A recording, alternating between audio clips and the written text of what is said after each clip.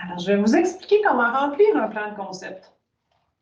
Le plan de concept, il va vous aider, en fait, là, à décortiquer votre sujet pour faire une recherche plus efficace puis bien cibler vos mots-clés.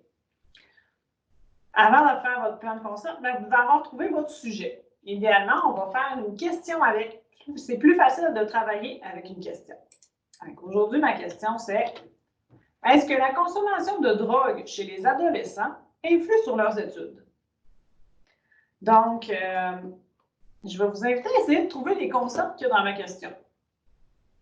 On doit être conscient, premièrement, qu'on évite les mots comme portrait, cause, effet, condition, tendance, qu'on trouve souvent là, dans ces types de sujets de travail-là, qui n'ont pas vraiment de sens précis. Ensuite, on élimine aussi les mots qui sont vides de sens, comme un, de, la, chez. On n'utilisera pas ça à la recherche. Dans notre question ici, on a le mot influencer. Il n'y a pas un sens particulier, ça ne nous aidera pas à trouver quelque chose de précis. Alors, je ne sais pas qu'est-ce que vous pensez qu'il y a comme concept. Moi, je vous dis qu'il y a 4 concepts. Le premier étant consommation. Deuxième, drogue. Adolescent. Et études. Une fois qu'on va avoir nos 4 concepts, on va trouver tous les concepts de notre question, il peut y en avoir plus ou moins que 4.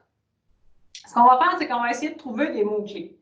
Donc, des synonymes ou des expressions qui ont le même sens que les concepts qu'on vient d'écrire. Ça va nous aider à avoir plus de résultats de recherche puis augmenter la pertinence de ces résultats-là.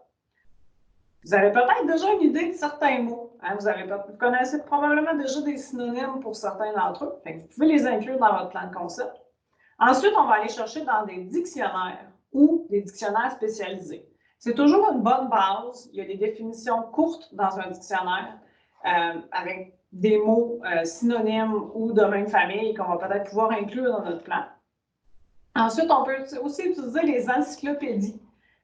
Souvent, il y a des courts textes là, qui sont spécifiques sur les sujets qu'on cherche. Ça peut nous aiguillonner sur des mots ou des expressions aussi.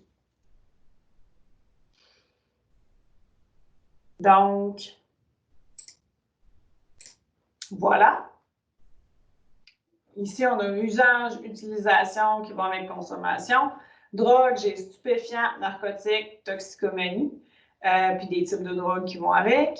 Adolescent, bien, jeune, puberté, mineur. J'ai mis étudiant, étant donné que notre question parle des études et de l'école. Étudiant, je trouvais que c'était un mot-clé qui était intéressant. Je ne l'aurais peut-être pas inclus dans une autre recherche.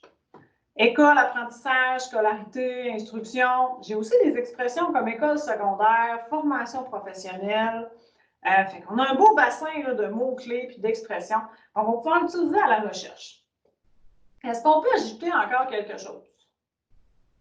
En fait, oui et non. Si vous êtes à l'aise d'utiliser l'anglais, moi, je vous invite à le faire parce qu'il y a beaucoup plus de documentation en anglais. C'est particulièrement vrai pour la documentation scientifique.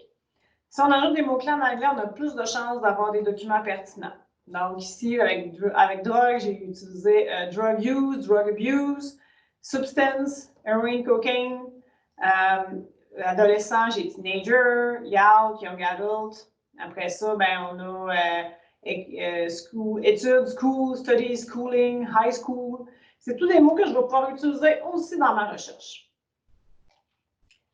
Et comme ça, votre plan de concept est complet. Le plan de concept que moi j'ai utilisé, en fait, c'est celui de l'Université du Québec à Montréal. Fait que vous pouvez le trouver dans leur site Infosphère ou vous allez aussi avoir un lien dans Tic-Tac-Truc où est-ce que vous allez pouvoir cliquer. C'est un document Word, vous pouvez le remplir directement à l'ordinateur ou le faire imprimer.